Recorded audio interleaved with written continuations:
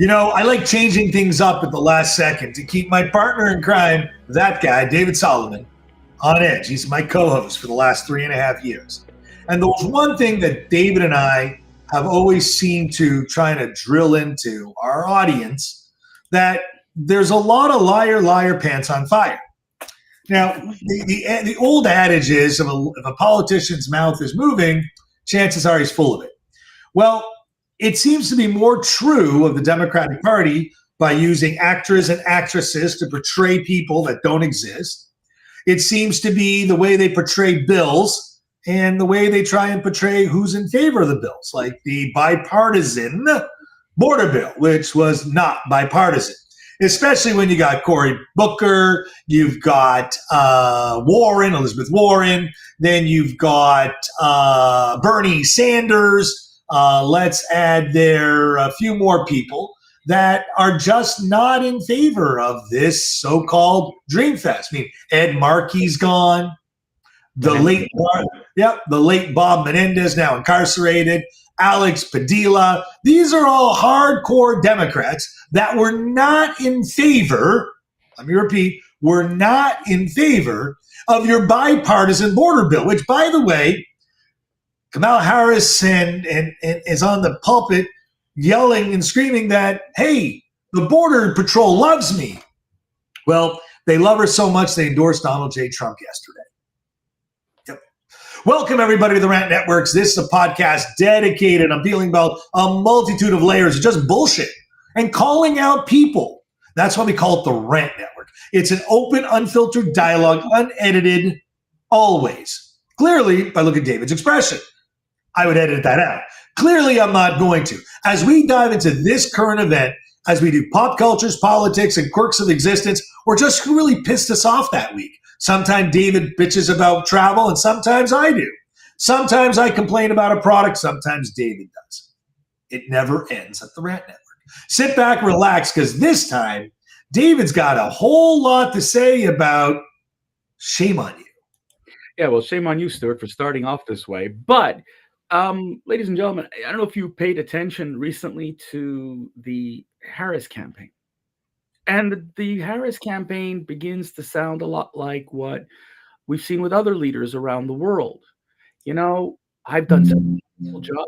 I'm great. People love me.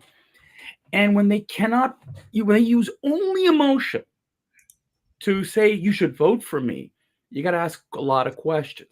Because leaders, yes, we have the Obama-like mindset of we feel good, it's inspiring and whatever. But at the end of the day, inspiration does not put food and drink on your table. Inspiration doesn't send your kids to school. Inspiration does not help with your finances. And so people are questioning, the Harris policies. But there are none. And that's the problem. What are there? Lies, smokes, and mirrors. So let me talk about the lies. If I may, pardon me, the Harris campaign, as you said, have been using actors and actresses to convey how wonderful and how they love Kamala Harris. Well, if they love Kamala Harris, why do you need actors and actresses? And you could say, oh, everybody uses actors and actresses. Really? How come we haven't seen them? Why, since the media loves to hate Donald Trump and J.D. Vance, where are they to go after their actors and actresses? Because there are none. And that's amazing that they had to use fake people to tell people, oh, Harris was great for me. You needed actors and actresses? The reason is because you can't find people. Even in California, you can't find them. Smoke and mirror. Now, the other thing is that the smoke and mirror that you're finding right now is the lies that Harris and her campaign have been spewing.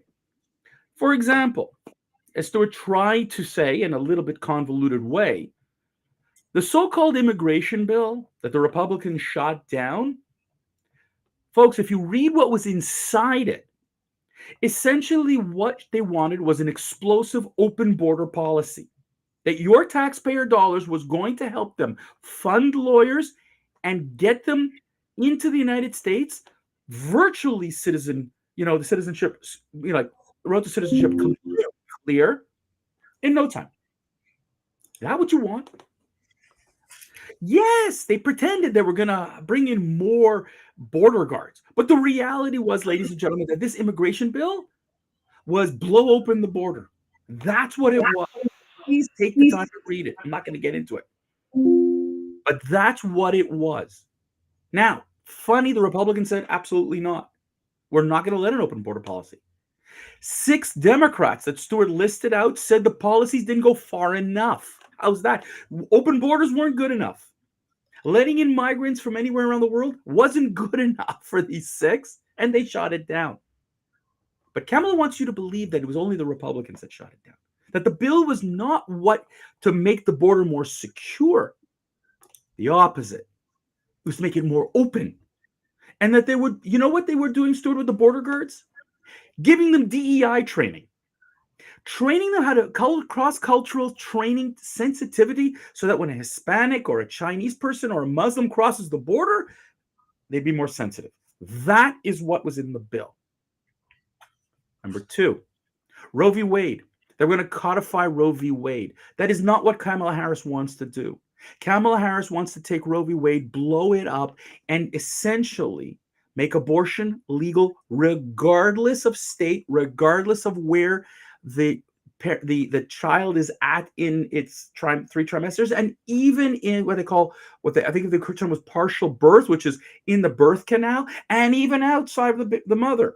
Roe v. Wade isn't even close to that. Quickly, Roe v. Wade means you can get an abortion the first 3 months, no problem. Second 3 months, the courts can say no. And in the 3rd month, it's state-driven. That was Roe v. Wade. This is not what the border, what they want to do. Okay? That is not it. And so what ends up happening, ladies and gentlemen, is that you're getting lied to. That the Republicans are anti-abortion, not true. That the Republicans want to codify an anti-abortion bill, not true. Trump has been quoted saying that's not what's going to happen. But like Roe v. Wade in the 3rd trimester, where it belonged to the states to make the call, that's all they wanted to preserve. But again, smoke and mirrors and lies. Now, the problem with this, Stuart, is that the complicity of the media has been gross. Did any of the moderators call out the Democrats? No. When they talked about Roe v. Wade, they completely ignored, and when they talked about abortion, ABC completely ignored the whole thing of what Roe v. Wade was. And when it came to the immigration bill, they attacked J.D. Vance and not Tim Walz. It's an amazing game that's being played right now in front of your eyes. These people cannot get their shit straight. Their only interest in the media right now, ladies and gentlemen, is to distract you from the truth. Donald Trump sneezes, he's creating COVID. If, Kamala Harris runs around with her word salad and no one says boo, and they lie. Donald Trump says he doesn't want to debate Kamala Harris because he's seen 2 debates that were completely grossly unfair. They call him out. When the right calls out to Kamala Harris, when are you going to do a press conference? The Whoopi Goldbergs and the media of the world, leave her alone. She's done enough.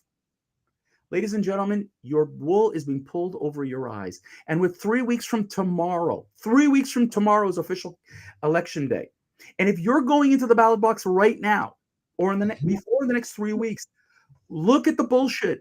Read the bullshit. Find out how much the Kamala Harris campaign has been bullshitting you. Because what do they have to? They have to pull out. Think about it. They're pulling out Obama to go tell black people, black men, you need to vote for a black woman. Come on. Okay? They're pulling out people and embarrassing you and condemning you and condescending to you because you need to support a black woman. Ladies and gentlemen, if this is the merit of a president, then Donald Trump was right. She is a DEI hire. And ladies and gentlemen, you need to vote her out. David, well said. And I plan on voting her out personally. And if the polls are reminiscent, modeling what they were in 2016 or even 2020, a tie currently in the polls has almost a near landslide for Donald J. Trump, which you can't sit on your laurels on this because we're sure they're not playing by the same rules that the Republicans are playing by. And it's clear and evident by everything they do. Whether it's J.D. Vance eviscerating an ABC reporter saying, not that many buildings were taken over by criminal organizations, just not your building. Okay. This whole concept is it's not as bad as you think because it's not in their backyard. I would also challenge, and way back when, we talked about it before they started busing migrants, Steve. Remember, I brought up we should bus migrants right to their doorstep. Absolutely. You know what? Yep. There was a God listening because that's exactly what we did. And you know what we should do, David? We should bus, not just a single bus, but buses of them right to where all the ABC and CBS reporters live. And we should give them all the migrants, all the nasty people that they say don't exist. And it's just a few of them. And let them be in their backyard. Listen, Nancy Pelosi and her husband found out the hard way what a hammer to the head feels like. He was a Canadian. He's still an illegal immigrant who's gone boo-hoo. Listen, California in its woke mentality was one of the greatest city or states in the union. It's the largest state by capita and by revenue.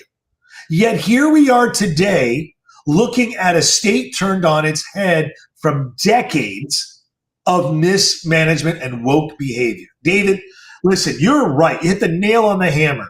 They are trying to work in a spin room and trying to regurgitate shit because it stinks. And they know that if they did that, it wouldn't work well for them. They are in bad shape, morally, ethically, and in the polls. This woman never got a single electoral vote. And now she is running for the president of the United States. In fact, no one caught this in the news, David, but she said, as president, I am. She slipped. Oh, I'm vice president. I'm sorry. She already has it in her head that I am going to be president of the United States. David, the message, she already thinks she's going to be president. You know what, Stuart? What's fascinating is that if she was a Republican, she'd be eviscerated. Okay, and I said it. And I'm like, folks, I'm just curious. She did the whole thing of saying that Donald Trump is only interested in giving tax cuts to the rich, when in his first mandate, 65% of tax cuts went to the middle and lower end middle class. And it's funny because instead of people applauding the efforts made by the Trump administration, of course it won't happen. And the same thing happened even in 2020. You think about it.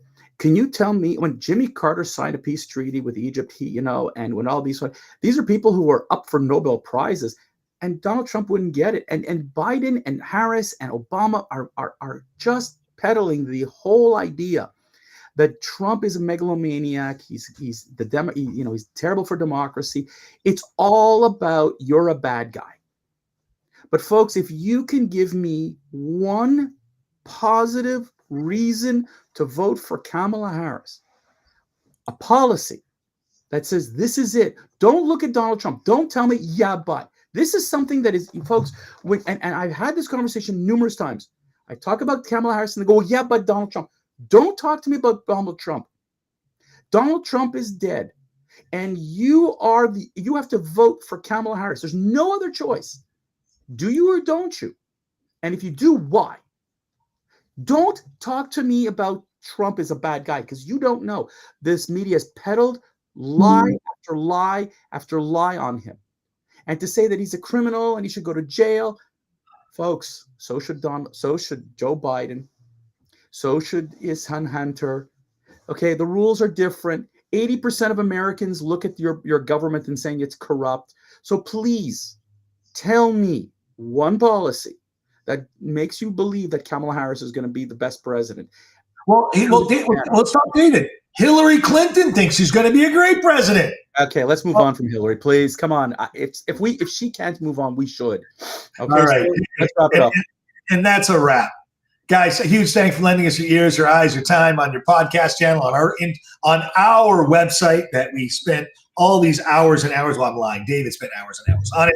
And let me tell you something. It's a great website. Subscribe, guys. We're being taken out of feeds because we are right of center. Believe it or not, social media does moderate, edit, and choose to who to promote, who not to promote. Go ask ChatGPT.